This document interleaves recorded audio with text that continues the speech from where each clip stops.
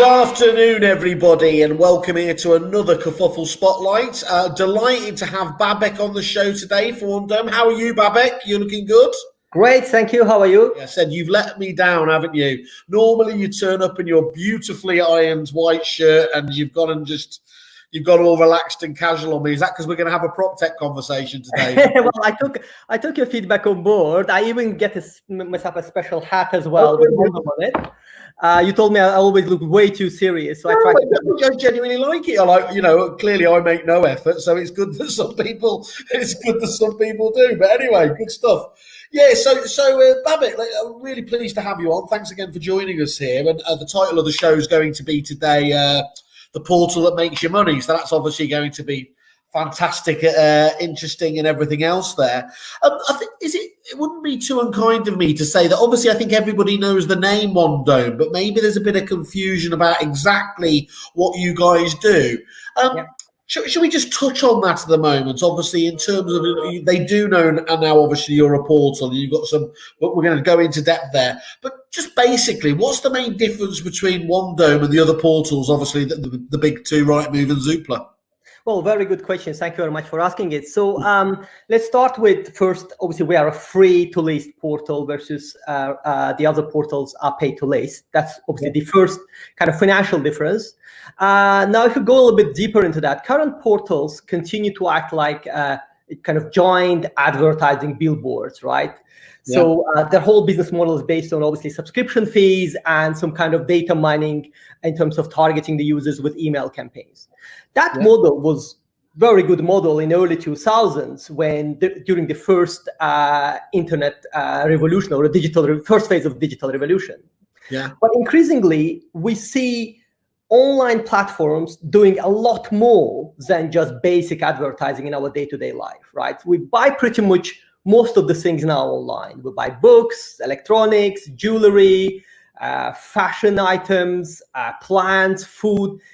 E-commerce is slowly taking every aspect of our day-to-day shopping habits. Yeah. Now, things we thought that would never go online are now going online. And what e-commerce platforms like Amazon did really well, they joined up the whole experience from consumers' perspective, but also help businesses to do business in a much more streamlined way. So if you would like to launch a retailer tomorrow, or if you have a big retailer, there are so many platforms that can make it really easy and streamlined for you to do business. So process is now so optimized that as obviously we see more and more engagement from end consumers and businesses with these online platforms. Yeah. In contrast, if you look at a home buying, right? So home buying is probably the least digital experience we have at the moment. And it's nobody's really fault because there isn't actually a technology solution that joins up all the different steps in the home buying process. So you obviously have these advertising billboards or AKA portals. You obviously then have this kind of a journey that consumer has to go through and learn in the process as well what they need to do to be able to buy. So not only they're worried about what they are buying, but they also need to worry about how they buy. And that results in obviously very stressful experience for consumers, broken coordination between various businesses and parts, which makes transactions becoming longer and longer. It's now, they say 16 weeks, 20 weeks. It just negatively impact consumer, but also negatively impact cash flows of the businesses. So that's where we see the next big step in the so-called portal space is providing an agent and consumers with a home buying platform. Like think about all the steps in the journey and connect them together so consumer can have this kind of good, seamless experience while businesses can get their cash flow as quickly as possible and in the process also generate more money. I genuinely believe if we make home buying process simpler and hopefully that by itself will yield to lower tax at one point, because if the government starts to see that there's more willingness to do transactions by consumers, that will start impacting their also decision around reducing the taxes and increasing the liquidity in the home buying transaction. This is not new thing. It happened already in the financial industry. So if you look at financial industry 50 to 100 years ago, things used to be done by faxes. It used to take a lot of time. It was a very high withholding tax on any financial transaction. But as technology starts to get more and more into transactions and kind of make them more streamlined, more people, first of all, got involved in so more people who were not planning to invest in financial and start to invest. The time it takes to do a financial transaction went from months or 2 months down to a couple of days. And that obviously resulted in more liquidity for the overall market. I hope this explains OneDome. So OneDome is a home buying platform versus portals are advertising platforms. And that's the fundamental difference. Yeah, and there's some lofty goals in there as well. What do you feel is your own, being honest? What do you think is going to be the main barrier to trying to help you hit those targets? Well, like with anything new, any new product, it always takes time to explain to businesses the benefits of what we do, the amount of cash they can generate out of this. And also from a consumer perspective, obviously we're facing two well-known household brands like Rightmove and Zoopla. So our message is to tell consumers we're very different. We are not copycat of Rightmove or of Zoopla. Obviously, we also provide listing of properties to consumers by our estate agency partners. But at the end of the day, the solution we offer to consumers is very different. We aim to help them to buy a house faster than they do otherwise. Okay. And talk us through, why would a consumer use OneDome then instead of the biggest of them all, Rightmove out there? What is the, you've touched on it there, but what would be the main? Why would the consumer do that? Well, the most effective thing that they say, it's always hard to promote a copycat product, right? Like if I'm familiar with the brand and I know how it works, I will always use that one unless somebody else comes in and solves the problems that bigger brand doesn't solve. And that's the fundamental difference between OneDome and the other portals. We're solving a different problem. We're trying to make a home buyer to go through a nicer experience in buying property, all by still keeping the current infrastructure in place. It's just connecting them better. Okay, that makes perfect sense. And obviously the title of the show is obviously you're the portal that makes money there. Just talk us through that aspect there. What are the different ways you actually make agents money? Well, it's based on a very simple philosophy, right? So the fastest and best managed transactions are the ones where estate agent, conveyancer, and mortgage broker know each other. Yeah. So they all work in some kind of network. In some instances, obviously, estate agents will own conveyancing firm and the mortgage firm. In some instances, they would just have a very good local relationship based on trust and years of working together. So no technology can do better than that. What we try to do, though, is we try to help agents to take those networks they have, right, these local networks or local relationship, and bring them online and with that, generate them more business for their suppliers, for their network. So how does that work? The leads that we generate for agents will automatically be passed to their network of suppliers, building them some kind of ecosystem. So every agent has his own ecosystem of conveyancing firms they like to work with, the mortgage firms they like to work with. What we try to do is to make sure that the passage of lead between those businesses is as efficient as possible, giving agents a better control of their pipeline, obviously also higher conversion, because every time we pass the lead, we will then nurture the customer to drive them to convert into a business for that particular supplier. As we do not interfere with any kind of referral relationship these businesses have between themselves, obviously as a result of it, we generate more revenue. I mean, if you look at conversion rates, for every applicant that is pushed to OneDome by the agent, we convert about 20 to 25% into a supplier business. And an agent has an ability to see all of this in a very transparent way via our platform. So all of that is very transparent and very kind of out there for them to look at and play with. So if some agents do not have their network of suppliers, they might not have like a preferred conveyancer or preferred mortgage broker, or they've taken a policy of not making money from auxiliary services. That doesn't really matter. We can still provide them a ready-made network, because we work with a large number of law firms, with large number of mortgage firms. So we can build them that network, even if they don't have one.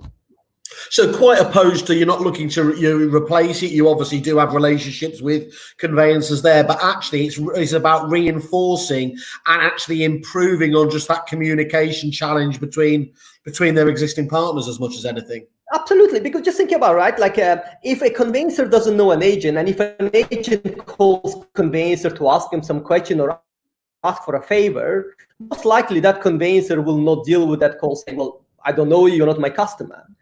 Versus if the conveyancer is local or is known to an agent and no agent is known to conveyancer, there is a higher likelihood that these firms will cooperate and coordinate and work closely with each other in a collaborative format. And that is the best for the consumer at the end of the day, because what all of us want at the end of the day, whether you are a buyer or a seller or an agent or a conveyancer or a mortgage broker, we all want one thing. We want transactions happen in the smoothest and the most efficient way. Yeah. And to achieve that, we believe the best way to achieve it is through a local networks of the estate agents and conveyancers and mortgage brokers. And that is what our solution does. So that's really interesting. You mentioned before, obviously, in the other industry, talking about the age of obviously faxes and things like that. Obviously, conveyancers and local solicitors have got a bit of a poor reputation, haven't they, with agents in terms of, you know, they're only just getting round to using email and stuff like that. How well are they adopting your systems? How easy are they? You know, do they see it as a benefit, or are you trying to just fix a square peg into a round hole? Well, to be honest, there is a stereotype of conveyancers suggesting that they're like not trying or they don't want to try to make things faster. In reality, the problem is much bigger than that. There's so much regulation and so much burden on conveyancer. They need to obviously protect their business against any kind of mistake or any kind of error that can end up obviously biting them back at a later stage in the process. So if you speak to conveyancers independently from a estate agent, they would say sometimes they don't have all the information up front that they need from an estate agent to be able to move the case forward quickly. Sometimes there's no tools for them that can help them to make things faster. So whereas obviously we cannot improve or make a bad conveyancer better, but what we can do is we can promote best behavior, or we can help to remove some of those unnecessary steps from the process, or kind of automate at least the data sharing between the agent and conveyancer, and making sure that an agent provides all the right things that conveyancer wants, and at the same time the steps conveyancer has to take to process that data is also happen in the most automated way possible. And to be fair, most of the sensible conveyancing firms realize that they need to make more money.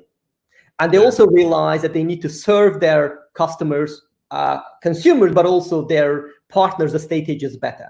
So they are happy to be part of this community, of this network, and work together. The feedback we so far get from most of the conveyancing firms were predominantly great. Okay, you're right to challenge me on me obviously doing a lazy stereotype. I fall into that too easily. So well done for defending them. That you're right on that point. So to talk about, if I was to be, you know, being the cynical old so-and-so that I am, I mean, it sounds absolutely fantastic. You're obviously giving the agents revenue stream and everything else there. Is there a catch? I mean, what is there I should be asking?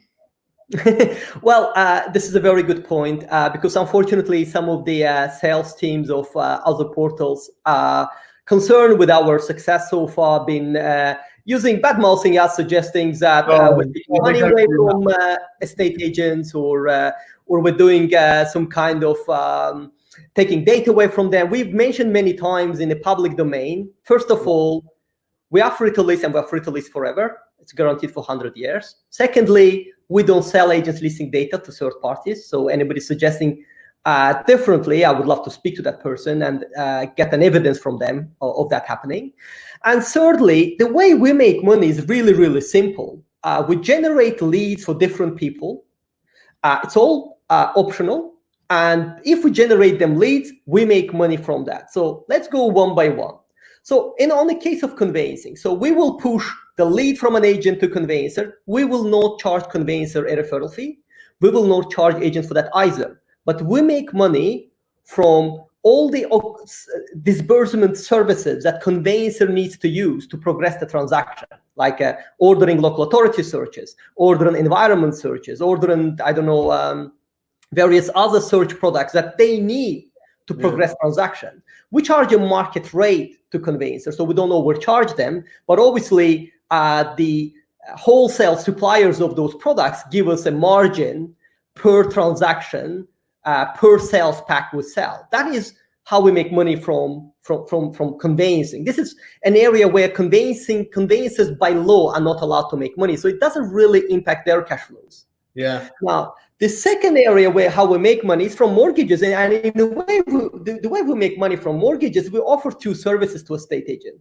If an estate agent has their own mortgage firm or have a very strong mortgage relationship, we will say convert and send the lead in the form of a fact find to that mortgage broker, saving them several hours of back and forth emailing or calls with the customer. I will charge them a small fee per conversion that we get. It's not a referral fee. It's just a small kind of administrative fee that we have to charge for the work, obviously, we produce.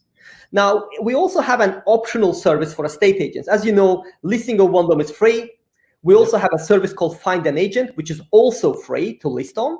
But if an agent wants to receive a qualified vendor leads from OneDome, we will send that lead for them free of charge. But if that customer, if that agent ends up taking the lead and selling the property, we will charge them a small fee on completion. Again, we will not charge agent anything if they don't make money from it.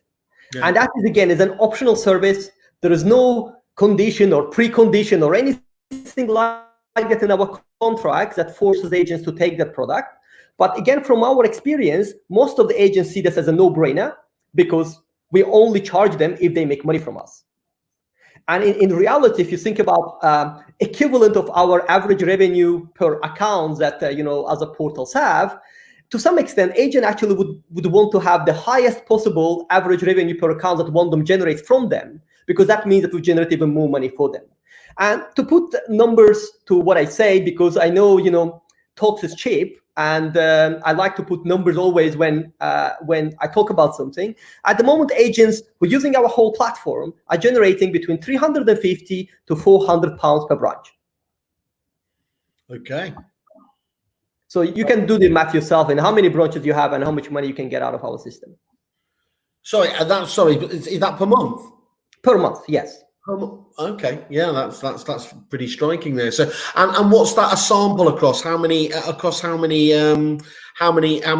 is that on the platform doing that? Well, there's a large number. I can't tell you exactly the number of agents. I mean, we have at the moment over 7,250 agents listing across two websites, Net House Prices and OneDome.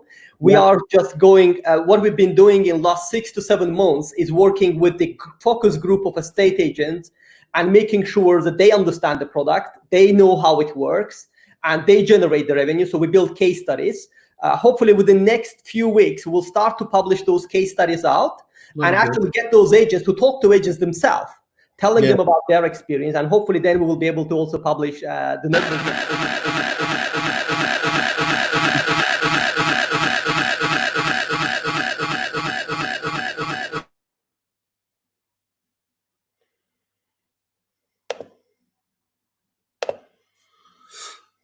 I think, hello, let's just see. Babek, have you disappeared? I hope that wasn't, it sounded like a Dalek was getting you. Babek, let's just have a look, see if he's here. Let's have a look here. No. Give him a couple of seconds to kick back in.